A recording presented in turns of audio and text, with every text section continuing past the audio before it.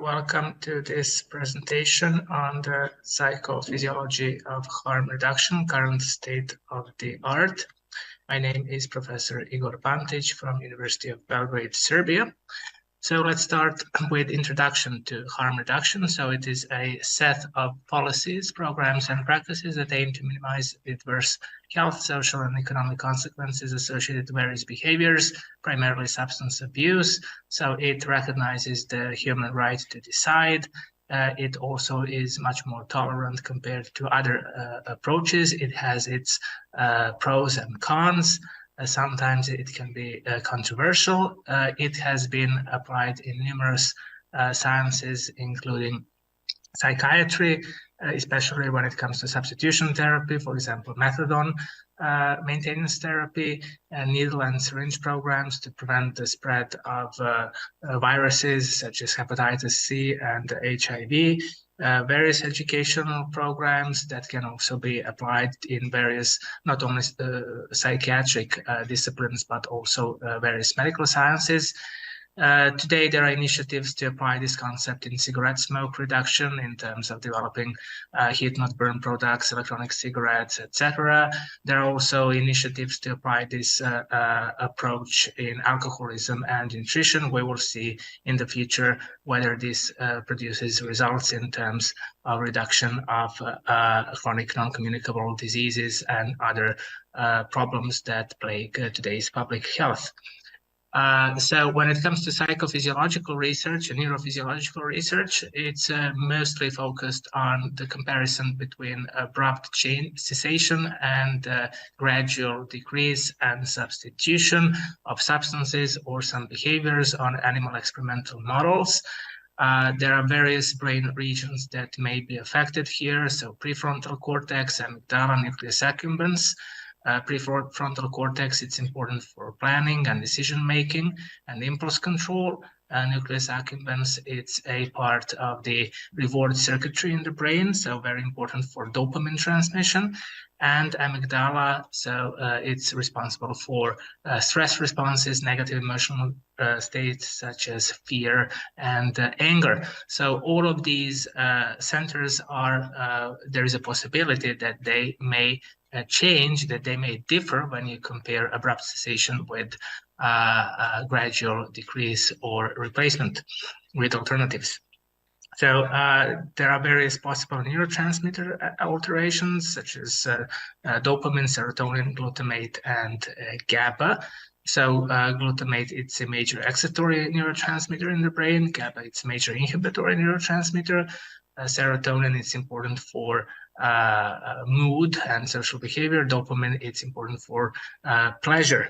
And all of these systems can possibly change when you apply a harm reduction strategy or you try to mimic a harm reduction strategy in a laboratory animal model. So various possible homeostatic adjustments you can observe in these models of harm reduction, so synaptic plasticity, downregulation, upregulation, and possible neuroprotective benefits of this approach, although this hasn't been proven yet, so it is only in the research stage. Perhaps enhanced neurogenesis and preservation of neural integrity. Again, there are many various laboratory experimental models, such as zebrafish behavior models, rodent models, and non-human primate social models. So zebrafish are least expensive.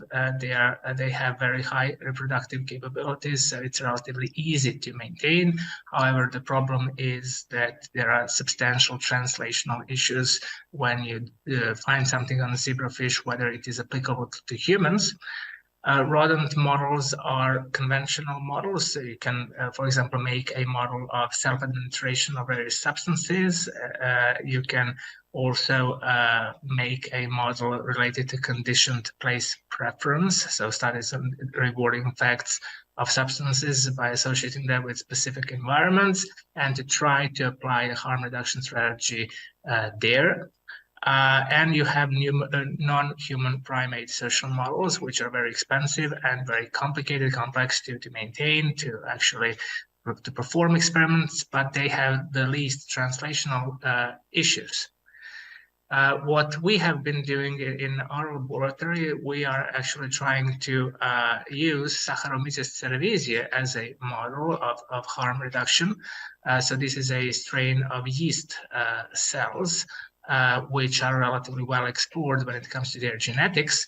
So it is possible, it hasn't been yet published, but it is possible that gradual reduction and cessation of alcohol, that they differ in terms of what happens to the cell nucleus in terms of certain computational approaches like fractal and textural analysis. So when it comes to computational modeling, the distribution and organization of nuclear structure and chromatin may differ when you compare these two approaches. So it is possible that in the future you could use this at least partially as a harm reduction model. So limitation, as I said, translational issues, difficulty in directly applying animal model data to human contexts, behavioral complexity, ethical considerations. Do we actually resort to use of animals to prove this concept, to actually test this concept? Because we should always reduce the number of experimental animals to the lowest possible number. And in conclusion, current harm reduction strategies, they show promise in mitigating psychophysiological alterations associated with the broad cessation. They haven't been proven yet, but they are on the way of becoming something that may be useful. Ongoing research is crucial in refining these strategies and developing more effective approaches. And the future of this field lies in integrating novel technologies and collaborative efforts. I would add that development of artificial intelligence and machine learning will make this even more interesting in the future. So thank you very much for your attention, and we value your feedback and collaboration for future endeavors.